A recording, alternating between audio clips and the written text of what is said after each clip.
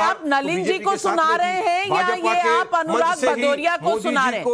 ये आप अनुराग भदौरिया को सुना रहे हैं या नलिन जी को सुना रहे हैं? क्योंकि आपने कहा 11% वाले यादव बना लेते हैं मुख्यमंत्री, 19% का बनाने नहीं दे रहे, तो ये यादव बनाने वाले तो अनुराग भदौरिया जी हैं, तो इनको सुना रहे हैं? नहीं, देखिए मैं बता रहा हूं आपको एक बात, तुष्टीकरण किसका हो रहा है वहां पर, जबकि आज आप देख लीजिए ड्रॉप आउट रेट मुसलमानों का हाईएस्ट है।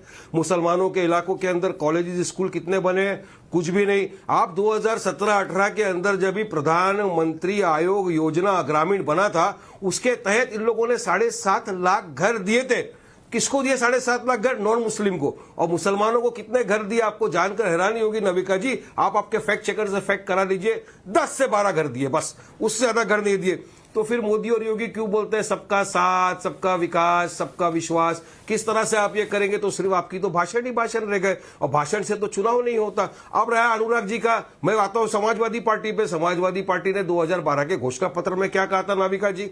अगर हम सत्ता में आ गए तो मुसलमानों को 16% रिजर्वेशन देंगे जॉब में और एजुकेशन में। दिया क्या? नहीं दिया। आज देखा तो ये जा रहा है कि बीएसपी ने तो जो उनके साथ इतने साल से लगे रहे, आज उनको निकाल दिया, उनको टिकट देने से इनकार कर दिया। हम तो बोलते हैं कोई जब तुम्हारा हृदय तोड़ दे, तड़पता हुआ जब कोई छोड़ दे, तब तुम मेरे पास आना प्रिय, मेरा घर खुला ही रहेगा तुम्हारे लिए। हमने तो मुख्तार अंसारी को भी कहा आइए लड़िए, हम तो एम्पावरमेंट करना चाहते हैं। हम वहां लीडरशिप पैदा करने जा रहे हैं उत्तर प्रदेश में जो 60-70 साल में नहीं हुई। ये कथा कथित जो सेक्युलर पार्टी है नविका जी, का एम्पावरमेंट करना चाहते हैं आप। वारिस पठान जी, आप एम्पावरमेंट किसका करना चाहते हैं? क्राइम कहां? क्राइम, अच्छा मुख्तार अंसारी, सॉरी, वो तो क्राइम के लिए नहीं जाने जाते, वो तो उनका जो विख्यात नाम है और उनकी जो दूर दूर तक लोग प्रशंसा करते हैं, वो क्राइम में शायद नहीं करते, वो शायद डेवलपमेंट विकास में करते हैं शायद उनकी। मुझे बताइए नविका जी, लॉ लेक्सिकन क्या बोलता है आपको पता है Navika ji? Man is proven to be अरे वाह, आज आपको लॉ लेक्सिकन याद आ गया। Presume to be innocent unless and until proven guilty. बराबर है, वेरी गुड, मैं आपके लिए ताली बजाती हूँ। लॉ लेक्सिकन तो छोड़ दीजिए वारिस पठान जी, उस दिन मैंने आपको सुप्रीम कोर्ट की जजमेंट दिखाई थी, और पुरानी जजमेंट नहीं थी, जनवरी 2021 की थी, जिसमें यह कहा गया था कि आप हिंदू मुसलमान नहीं कर सकते, हिंदू मुसलमान नहीं कर सकते, किसी वक्तव्य में नहीं कर सकते। It will be seen as a crime as serious as corruption. 123 clause subsection 3 representation of people's act, law lexicon. आप कम से कम जजमेंट तो पढ़ लिया करिए सुप्रीम कोर्ट की। ये जो योगी जी ने मैंने पढ़ा है नविका जी, मैं उसका पूरा इंटरप्रिटेशन आपको करके सिखा रहा हूं। ये जो योगी जी ने कहा, क्या ये पोलराइज नहीं था? क्या ये तुष्टीकरण अपीसमेंट नहीं तो था? कम से कम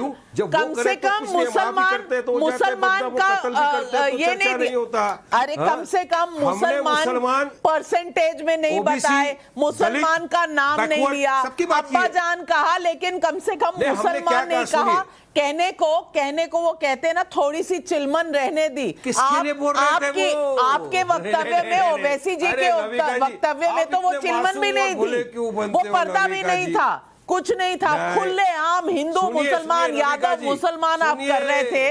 तब आपको लॉ की लेक्सिकन, सुप्रीम कोर्ट के जजमेंट सब भूल चुके थे।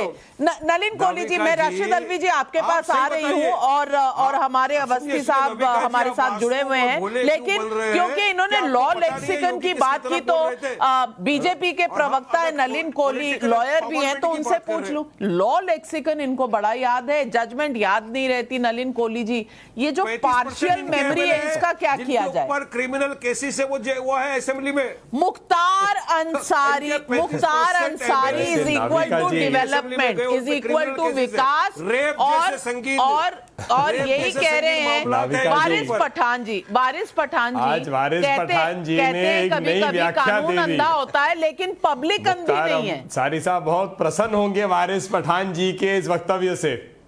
वारिस पठान जी के इस वक्तव्य से मुख्तार अंसारी साहब बड़े बड़े प्रसन्न हो जाएंगे कि मतलब उनको इन्होंने लॉ लेक्सिकन से क्या क्या नहीं कहा। वैसे नाविका जी, आपने खुद ही उनको कानून पढ़ा दिया। वारिस पठान जी को अपने ध्रुवीकरण की राजनीति इनकी पार्टी करती है। इनका सेक्युलरिज्म जो है वो बड़ा स्पष्ट है और वो दिखा है। जहां जहां गए उन्होंने जो बातें कही हैं उसमें ध्रुवीकरण के सिवा कुछ है ही नहीं। और इसीलिए जब आपने प्रश्न भी पूछा इनसे कि किनके खिलाफ बोल रहे हैं, ये सबके खिलाफ बोलते हैं। तो ये हमारे पर भी बोलते हैं, दूसरे पार्टियों पे भी बोलते हैं। बाकी इतना ज़रूर है कि उनका एजेंडा जो है हमेशा ही दिखा है। हैदराबाद से भी, अरे वो हिंदुस्तान के पुलिस 15 मिनट के लिए हट जाओ, ऐसे प्रसिद्ध जो उनका भाषण उनके शीर्ष नेता ने दिया था, हमने सब देख रखा है उसे। उसमें कहीं विकास की बात नहीं है। पर ठीक है, ये इनकी राजनीति है, भारत की जनता तय करेगी। नहीं, भारत की जनता तो तय करेगी, पर यह बता दीजिए नलिन कोहली जी कि ऐसी अभी से क्या जरूरत पड़ गई कि अब्बा जान याद आने लगे?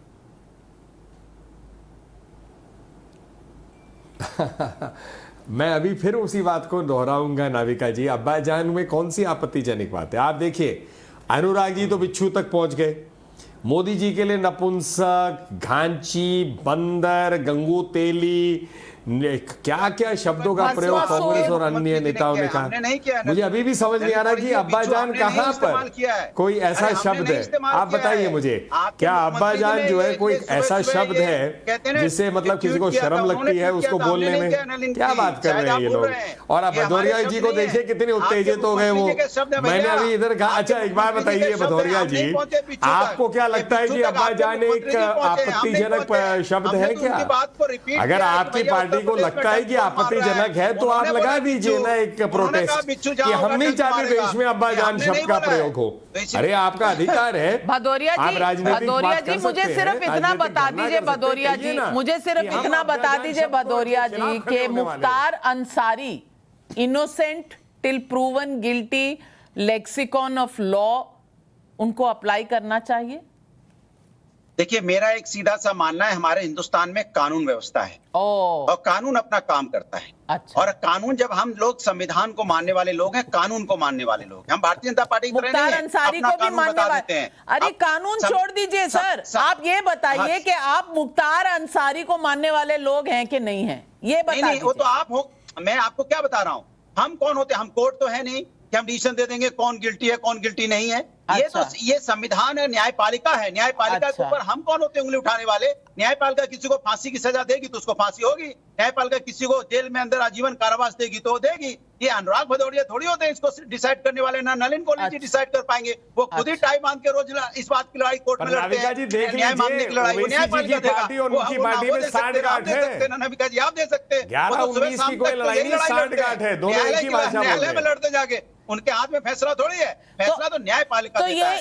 हमारे देश के अंदर न्यायपालिका, ये जो वारिस पठान जी कह रहे थे कि मुख्तार अंसारी के लिए उनका संदेश है, उन्होंने गाना भी गा के सुना दिया था कि जिस गली में तेरा घर ना हो बालमा, मेरा दर खुला है खुला ही रहेगा तुम्हारे लिए।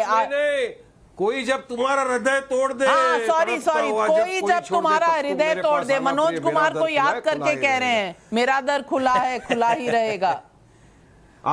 जो मायावती ने उनका हृदय तोड़ दिया, मायावती जी ने उनको टिकट देने से इनकार कर दिया, तो हमने कहा आइए हमारे पास, हम हमारी पार्टी से लड़िए, अब हम आपके साथ खड़े रहे। आपका भी हृदय टूट रहा है उसकी वजह से। नाविका जी, मुद्दा ये नहीं है, मुद्दा ये है कि उत्तर प्रदेश के अंदर में किसान धरने पे बैठा है और लगातार उसकी मौतें हो रही हैं। मुद्दा यह है कि यहाँ बेरोजगारी में उत्तर प्रदेश नंबर 1 हो गया है। मुद्दा यह है कि कुपोषण में उत्तर प्रदेश नंबर 1 हो गया है। मुद्दा यह है कि महिलाओं के अत्याचार में उत्तर प्रदेश नंबर 1 हो गया है। अब मुद्दा यह है कि उत्तर प्रदेश के अंदर में स्वास्थ्य व्यवस्थाएं जितनी खराब है, किसी प्रदेश में इतनी खराब व्यवस्थाएं नहीं है। इनकी स्वास्थ्य व्यवस्थाएं इतनी खराब है कि लगातार हमारे घर के चिराग बुझ रहे हैं, छोटे छोटे बच्चों की यहाँ बुखार से मौतें हो रही है। कितने कोविड केस है उत्तर प्रदेश में और केरल में कितने हैं, जरा बताइए ना।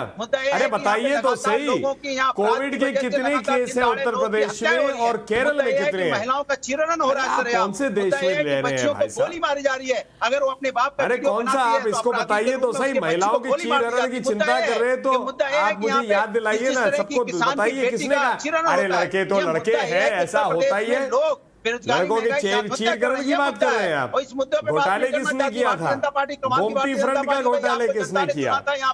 आप ट्रेन की तरफ चल सकते हैं लेकिन उस ट्रेन में कुछ है नहीं। आप उस पे मुद्दों पे तो बात करते हैं। ट्रेन की तरह दौड़ने से ये मतलब नहीं कि ट्रेन की तरह मजबूत है आपके वाक्य। 6 एम्स बनाने की बात की तो जो गायब हो गए।